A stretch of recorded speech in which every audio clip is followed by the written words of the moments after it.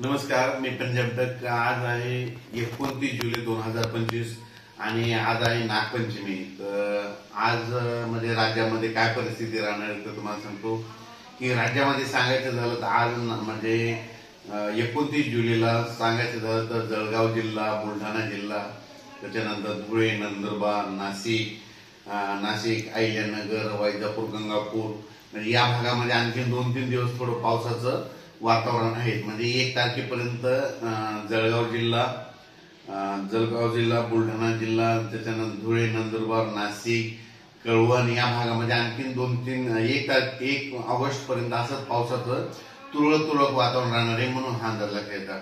मग राज्यात मध्ये आता तुम्हाला सांगायचं झालं तर सर्वप्रथम आणि त्याच्यानंतर आज यवतमाळ देखील म्हणजे 29 तारखेला यवतमाळ, नांदेड या भागात देखील, आदिलाबाद, धर्माबाद थोडंफार पावसाचं वातावरण राहणार आहे.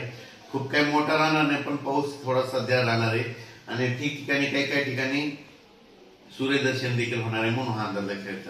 राज्यात सांगायचं झालं तर जवळपास म्हणजे 8 ऑगस्ट पर्यंत राज्यात काय होणार आहे, हवामान कोरडं राहणार आहे.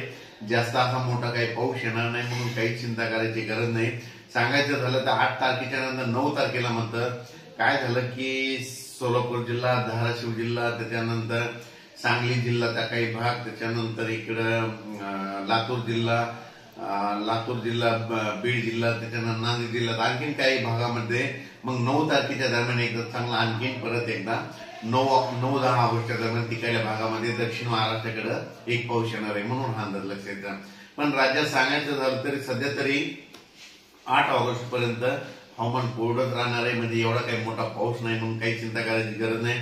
फक्त राज्यात मध्य प्रदेशचे जे लगत जे जिल्हे येतात म्हणजे मध्य प्रदेशच्या लगत कोणते, मध्य प्रदेश आणि गुजरातच्या लगत नंदुरबार जिल्हा, धुळे जिल्हा, जळगाव जिल्हा, नाशिक जिल्हा, त्याच्यानंतर बुलढाणा जिल्हा, अकोला, अकोट हे भाग जे पट्ट्याने त्याच्यामध्ये आणखीन समजा 1 ऑगस्ट 2025 पर्यंत थोडं पावसाचं वातावरण राहणार आहे, म्हणून हा अंदाज लक्षात घ्या. राज्यात सांगायचं झालं तर पूर्व विदर्भ, पश्चिम विदर्भ, दक्षिण महाराष्ट्र, उत्तर महाराष्ट्र, कोकणपट्टी, खानदेश मध्ये असा खूप काही असा मोठा पाऊस राहणार नाही. फक्त सध्या मात्र थोडं पाऊस राहणार आहे, म्हणून हे लक्षात येतं. त्याच्यानंतर कोल्हापूर पासून ते सांगलीपर्यंत, कोल्हापूर, सांगली, त्याच्यानंतर निपाणी, कर्नाटकमध्ये निपाणी, बेळगाव या भागामध्ये तुम्हाला सांगायचं झालं तर म्हणजे सरी येतील. म्हणजे असा ते पट्टा डायरेक्ट नाशिक पर्यंत, कोकणपट्टी म्हणजे ते रायगड, रत्नागिरी ते म्हणजे इगतपुरी पर्यंत त्या पट्ट्यामध्ये काय होईल, सरी अशा 10 मिनिटाच्या 5 मिनिटाच्या अशा सरी येत राहतील, म्हणून ते लक्षात येतं. पण त्याच्यानंतर ते देखील पाऊस काय होणार आहे म्हणजे ते कोकणातला पाऊस देखील काय होणार आहे 3 ऑगस्ट नंतर त्याचा देखील परत जोर कमी होणार आहे. 3च्या नंतर परत 8 तारखेपर्यंत परत तिकडे देखील चांगलं सूर्यदर्शन घडणार आहे. काय झालं तिकडे इतका पाऊस झाला, सारखा पाऊस चालू असल्यामुळं त्यांचे सूर्यदर्शन नसल्यामुळं त्यांचे पिकं पिवळे पडायले, तर त्याच्या प्रकाश संश्लेषण क्रिया बंद होत नसल्यामुळं काय झालं की पिवळे धनवत येतं. त्यांच्यासाठी ती आनंदाची बातमी म्हणजे 5-6 दिवस त्यांना चांगलं सूर्यदर्शन होईल, म्हणून कोकण आणि कोकणपट्टीच्या शेतकऱ्यांसाठी आणि दक्षिण महाराष्ट्रातल्या शेतकऱ्यांसाठी ही आनंदाची बातमी.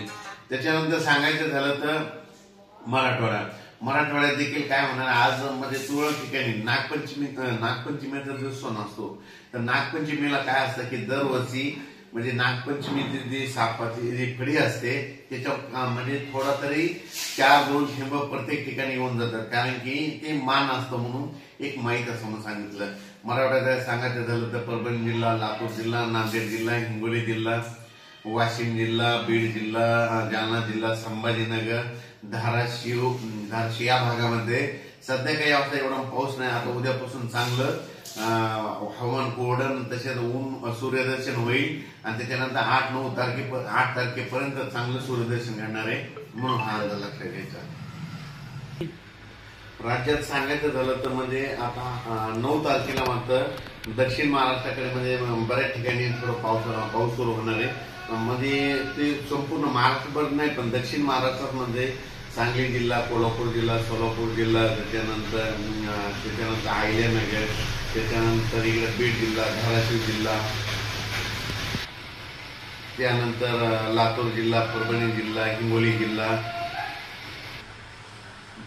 त्याच्यानंतर नांदेड जिल्हा, धर्माबाद, पुन्हा यवतमाळ या भागामध्ये काय होणार आहे, 9 तारखेला म्हणजे 9-10 तारखेला थोडं पावसाचं वातावरण चांगलं तयार होणार आहे म्हणून हे लक्षात. पण राज्यात मात्र चांगला पाऊस म्हणजे 14 ऑगस्ट नंतर म्हणजे 14, 15, 16च्या दरम्यानच चांगला मोठा पाऊस म्हणजे शक्यता आहे म्हणून हा अंदाज लक्षात.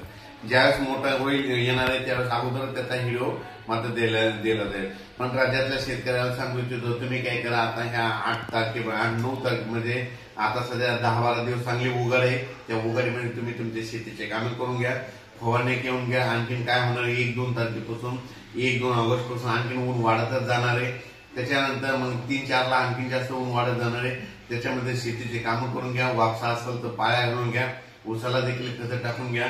कारण की राज्यामध्ये त्याच्यानंतर परत ऑगस्टच्या दुसऱ्या आठवड्यात चांगलं पावसाचं वातावरण तयार होणार आहे. त्याचा मेसेज आपण एकदा परत दिला जाईल.